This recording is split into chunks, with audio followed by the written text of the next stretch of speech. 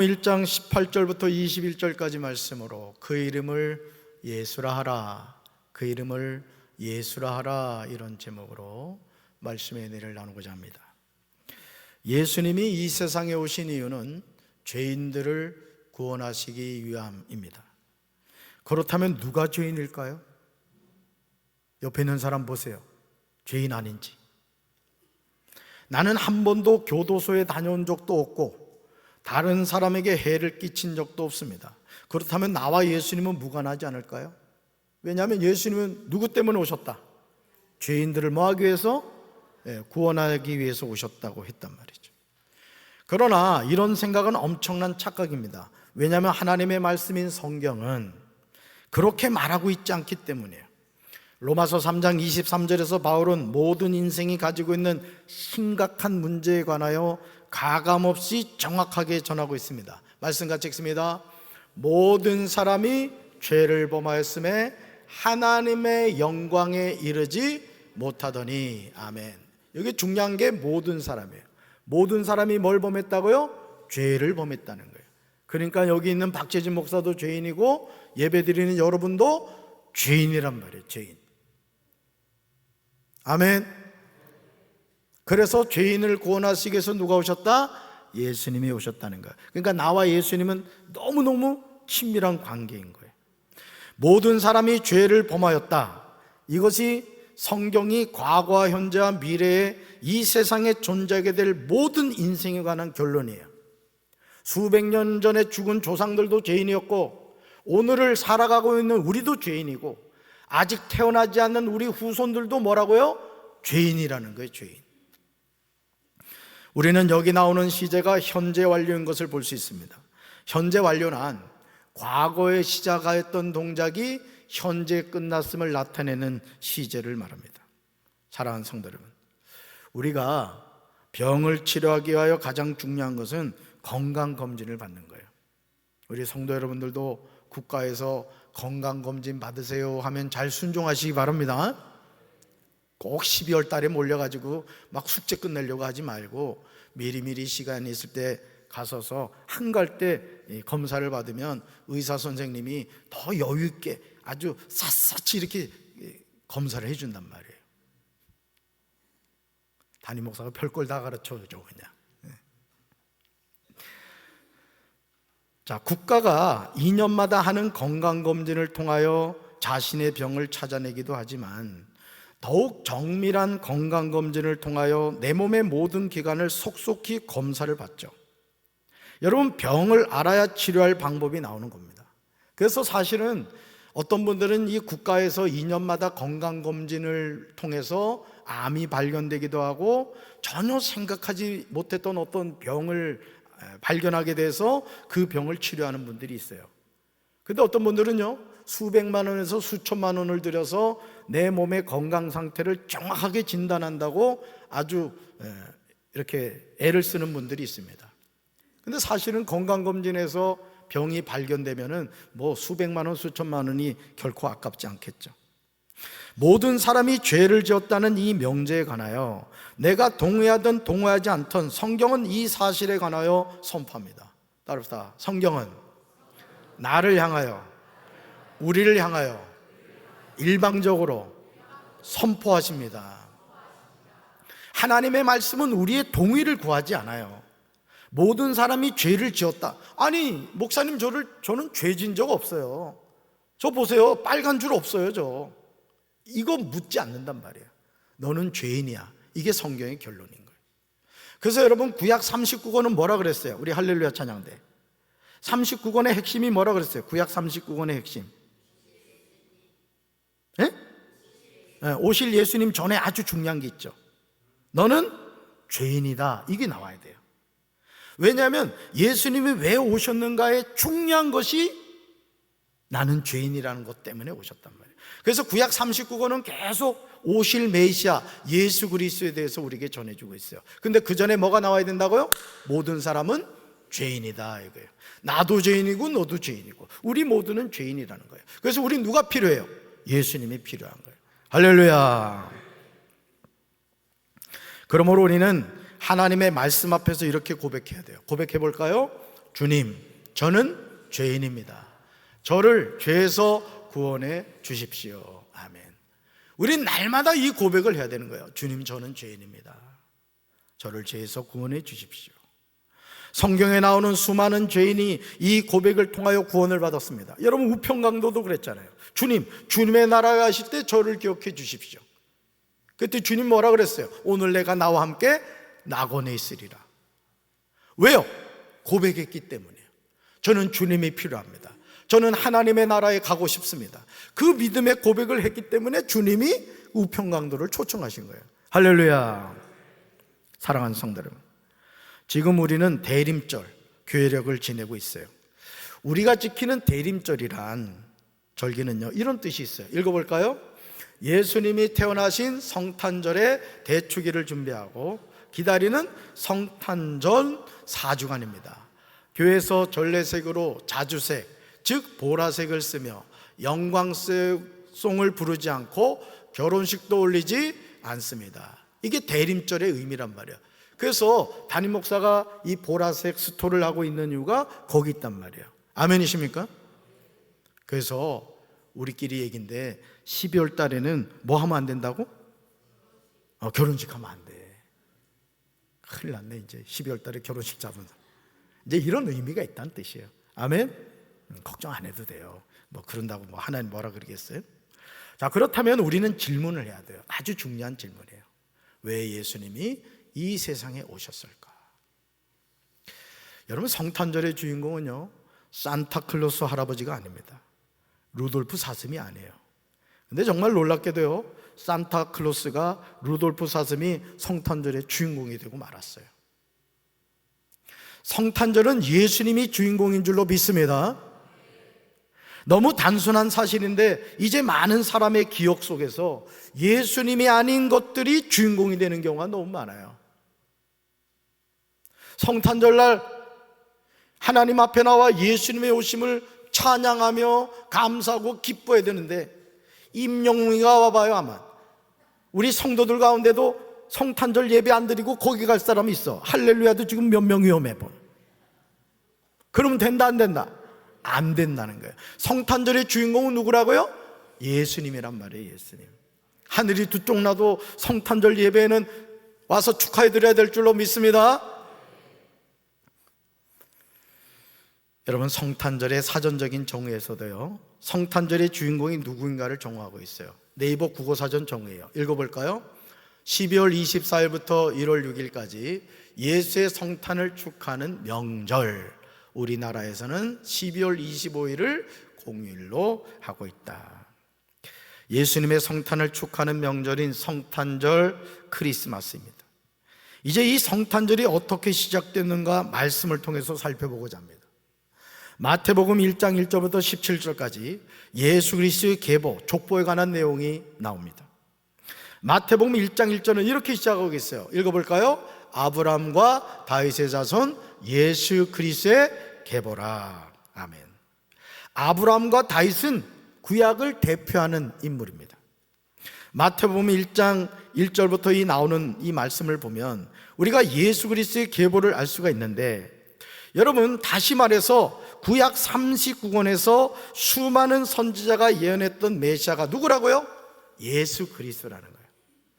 그러니까 여러분, 창세기부터 말라기까지 수많은 예언자들이 계속해서 뭘 얘기를 했을까요? 너희는 죄인이야. 죄인은 지옥 가. 그럼 어떻게 해야 될까? 내가 너희 죄인들을 위해서 메시아 구원자 보내줄게. 그 예수를 믿어야 너희는 살아. 이게 구약 39권의 핵심이란 말이에요.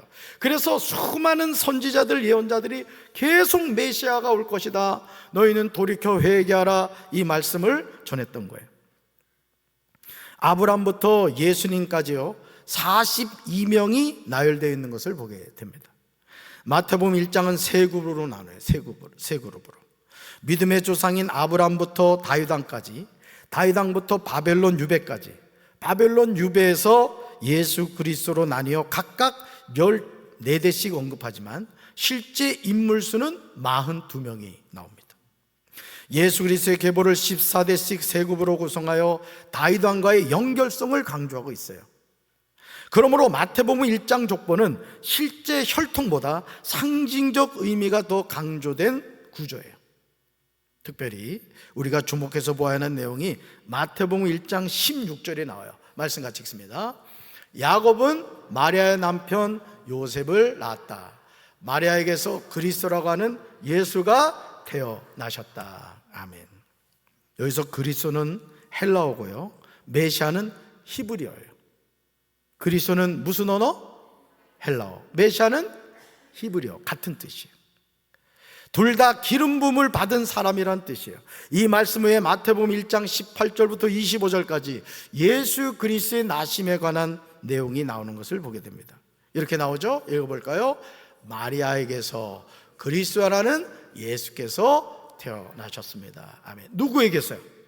마리아에게서. 정말 단순하게 보이는 내용이지만 이것이 역사의 전환점이 되는 내용이에요. 역사의 전환점.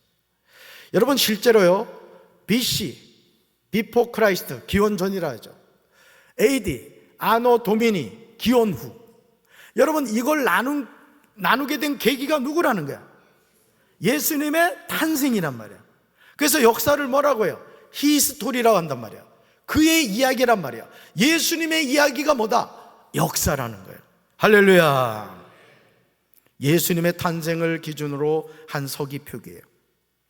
사랑하는 성도 여러분, 역사를 나누는 기준이 누구의 탄생을 통해서 되었습니까? 예수님이 나시기 전과 예수님이 나신 이후로 나뉘어졌어요. 그러므로 역사의 주인공은 예수 그리스도인 줄로 믿습니다. 얼마나 감동적이에요. 내가 믿는 예수님이 역사를 주관하시고 BC와 AD를 나누는 기준이 됐다는 거예요. 마태복음 1장 18절은 예수 그리스도의 나심은 이러하니라, 이렇게 시작해요. 말씀 같이 읽습니다. 예수 그리스도는 이렇게 태어나셨습니다. 예수님의 어머니인 마리아는 요셉과 약혼을 했는데 두 사람이 결혼도 하기 전에 성령에 의해서 마리아가 임신하게 된 사실이 밝혀졌습니다. 아멘. 예수님의 어머니 마리아는 약혼자가 있었습니다. 그렇다면 마리아는 결혼하여 누구의 아이를 낳아야 하겠습니까? 당연히 야곱의 아들인 요셉의 자녀를 낳아야 합니다. 그런데 두 사람이 결혼도 하기 전에 충격적인 일이 일어났어요. 그것은 성령에 의하여 마리아가 임신하게 된 사실이 드러난 거예요. 사랑하는 성도 여러분, 마리아의 삶이 얼마나 불쌍합니까? 우리는 남의 일처럼 생각하니까 그렇지, 여러분, 예를 들어서 여러분 딸이 성령으로 잉태가 됐다고 하면서 배가 불러온다, 여러분 아멘 할 수 있어요? 아주 갑자기 표정이 심각해져. 우리가 사실 사도신경을 하면서 이 사도신경의 내용을 내 문제가 아니라고 생각하니까 우리는 그냥 훅 지나가요. 그냥 마리아가 성령으로 잉태했대. 근데 사실은 마리아의 인생에서는요, 너무너무 위기인 거예요. 목숨을 내놓아야 되는 그런 상황이었던 것이죠. 약혼자가 있는 여자가 약혼자의 씨가 아니라 다른 씨로 임신하게 된 거예요. 어느 남자가 이런 약혼녀를 받아들이겠어요? 아마 대부분 파혼하려고 할 것입니다. 우리는 마리아가 성령으로 아기를 잉태했다는 사실을 경건하게 받아들이지만 당시 상황으로 보면 마리아는 율법에 따라 돌에 맞아 죽어야 되는 상황이에요. 그냥 단순한 게 아니에요. 마리아가 성령으로 잉태했다는 것은 그 당시 율법으로 보면 이제 마리아는 죽었다 이거예요. 왜? 요셉의 씨가 아니라, 여러분, 사람들이 성령을 알겠어요? 성령을 인정하겠습니까? 그러니까 당연히 마리아는 죽을 수밖에 없는 그런 상황이었던 거예요. 하나님의 행하시는 일이지만 마리아는 목숨이 위태한 상황입니다. 우리 삶에도 이런 절체절명의 상황이 있어요. 내 삶에 하나님의 행하시는 일들이 일어날 때 그 일이 내 육신의 목숨을 위협하는 일일 수 있고, 평안한 삶을 깨트리는 일일 수 있어요. 십자가를 져야 하는 상황일 수 있어요. 우리가 믿음이 없다면 받아들일 수 없는 거예요. 사실 우리가요, 신앙생활 하다 보면 그런 일들이 많이 일어나요. 담임 목사로서 우리 성도들의 이렇게 가정 형편이나 또 성도들의 삶에 일어나는 어떤 일들을 바라볼 때 정말 마음이 아플 때가 너무 많아요. 진짜. 주님, 주님 도와주세요. 주님이 아무개 성도의 마음을 붙잡아 주세요. 주님이 이길 수 있도록 도와주세요. 그 기도밖에 할 기도가 없는 거예요. 자, 마리아의 남편 요셉은요, 의로운 사람이었다고 나옵니다. 그는 마리아가 사람들 앞에 수치를 당하게 될까봐 남모르게 파혼하려고 했어요. 요셉이 이런 생각을 할 때 주의 천사가 꿈에 나타나서 말했습니다. 이것이 하나님의 방법이에요. 그거 여러분, 내 삶에 이해할 수 없는 어떤 일들이 일어날 때 우리는 하나님의 음성을 들어야 될 줄로 믿습니다. 하나님의 말씀을 붙잡아야 될 줄로 믿습니다. 말씀 읽어볼까요? 다윗의 자손 요셉아, 내 아내 마리아 데려오기를 무서워하지 말라.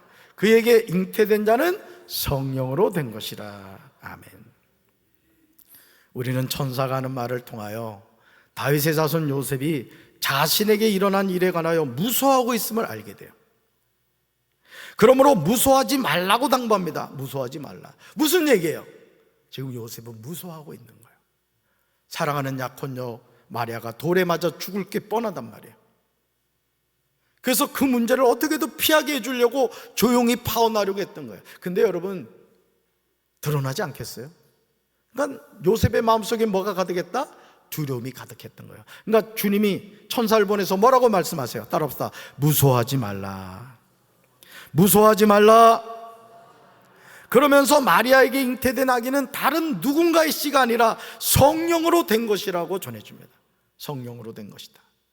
마리아가 무슨 바람을 펴서 또 어떤 사고를 당해서 아이를 임신한 것이 아니라 하나님께서 죄인들을 구원하려고 성령으로 마리아에게 아기를 잉태하게 된 것이라고 알려줘요. 사랑하는 성도 여러분, 요셉의 삶에 청천벽력 같은 일이 일어났습니다. 도저히 받아들이고 싶지 않아요. 내가 사랑하는 약혼녀가 내 씨가 아니라 다른 씨로 임신이 되었습니다. 그런데 그 사실을 어떻게 받아들일 수 있겠습니까? 이런 상황에서 주님이 보내신 사자가 요셉에게 성령으로 잉태된 아기의 이름과 그 아기가 어떤 일을 할 것인가에 관하여 자세히 알려주세요. 아들의 이름은 뭐라고요? 예수입니다. 따라합시다. 예수. 예수. 여기서 예수란 이름의 뜻이 뭐예요? 읽어볼까요? 주님께서 구원하신다. 그러니까 아기 예수님의 이름에 이미 하나님의 목적과 뜻이 담겨 있었던 거예요. 주님께서 구원하신다라는 뜻을 지닌 히브리어 이름이 예수고요, 여호수아의 헬라어 형태입니다. 이 말씀 읽어볼까요? 아들을 낳으리니 이름을 예수라 하라. 이는 그가 자기 백성을 그들의 죄에서 구원할 자이심이라 하니라. 아멘. 아들을 낳으리니 이름을 뭐라 하라고요? 예수라 하라. 이는 그가 자기 백성을 그들의 죄에서 구원할 자이심이라. 여러분, 이 말씀이 구약 39권의 핵심이란 말이에요. 사랑하는 성도 여러분, 하나님은 역사의 주인이신 줄로 믿습니다. 예수 그리스도는 역사의 주인공이신 줄로 믿습니다. 그래서 여러분, 성경 66권의 주인공은 누구냐? 예수님이에요. 예수님. 그래도 어디를 펼치든지 예수님이 나온단 말이야. 할렐루야. 하나님은 마리아가 잉태한 아기가 아들임을 알려주세요. 그 아기의 이름도 지어주세요. 그 이름의 뜻이 뭐라고요? 주님께서 구원하신다, 이런 뜻이요. 이 모든 일을 계획하시고 실행하신 분이 하나님이신 줄로 믿습니다. 그래서 하나님이 이 세상의 역사를 디자인하신 거예요. 여러분이 이 세상에 그냥 우연히 존재하기 아니란 말이에요. 하나님이 계획하셨고 하나님이 섭리하셨고 하나님이 저와 여러분을 자녀 삼아주신 줄로 믿습니다. 그래서 우리는 너무너무 존귀한 존재인 거예요. 왜? 하나님의 택함 받은 자녀이기 때문에. 할렐루야. 마리아에게 잉태된 아들 예수는 단순한 아기가 아니었던 것입니다. 하나님이 죄인을 구원하시기 위해 보내주신 메시아 그리스도였던 거예요. 마태복음 1장 22절에서 세리마태는 이 사실이 무엇을 의미하는가를 강조하고 있어요. 말씀 같이 읽습니다. 이 모든 일이 일어나게 된 것은 주께서 예언자를 통해 말씀하신 것을 성취하기 위함이었습니다. 이 말씀을 잘 보셔야 돼요. 이 모든 일이 일어나게 된 게 뭐죠? 동정녀 마리아에게서 예수가 잉태된 거예요. 그런데 그 예수님의 잉태된 것은 주께서 누굴 통해? 예언자를 통해 뭐 하신 것을? 말씀하신 것을 뭐 하기 위함이다? 성착이 예언이라는 거예요. 그러니까 구약 39권에서 수많은 예언자들이 너는 죄인이야, 너 그렇게 살다가 지옥 간다, 내가 너희를 고나게 메시아 보내줄게. 그 메시아가 누구다? 예수다. 이게 예수다. 그 예언의 말씀이 성취된 거예요. 누굴 통해? 예수님을 통해. 할렐루야. 사랑하는 성도 여러분, 이 세상에서 우연히 일어나는 일은 없어요. 내 삶은 하나님의 섭리 가운데 있는 줄로 믿습니다. 그래서 여러분들이 이 세상을 살면서요, 염려하고 근심하고 걱정할 이유가 없어요. 저도 가만히 제 인생 여정을 돌이켜보면 어떨 땐 앞이 캄캄할 때가 있어요. 오늘도 제가 새벽 기도를 나오려고 하는데 우리 교회 나오는 학생은 아닌 것 같더라고. 제가 4시 반에 일어나거든요. 근데 새벽 기도를 나오려고 보니까 어떤 여학생이 독서실에서 공부를 하더라고. 혹시 여기 맞니? 아니지. 얼굴 보니까 우리 학생은 아니더라고. 그러면서 막 열심히 공부를 하는 거야. 열심히. 막 바닥에까지 그 시험지가 막 있더라고. 바닥에까지. 여러분, 이 모든 일이 일어나게 된 것은요, 하나님이 예언자를 통해서 말씀하신 예언이 이루어지도록 하기 위해서라는 거예요. 여러분, 마태복음 1장 1절 한번 펼쳐봅시다. 성경 펼쳐봐요. 사실은요, 이 마태복음은 구약 성경과 신약 성경을 잇는 가교 역할을 해요. 다리 역할을 해요. 그런데 그 가교 역할을 하는 마태복음 1장 1절에 이렇게 나와요. 한번 읽어볼까요? 성경으로. 아브라함과 다윗의 자손 예수 그리스도의 계보라. 아멘. 자, 그러면 구약 39권은 누구에 대해서 계속 얘기했다는 얘기예요? 예수님에 대해서 얘기했다는 거예요. 그런데 그 예수가 지금 왔다 이거예요. 왔다. 할렐루야.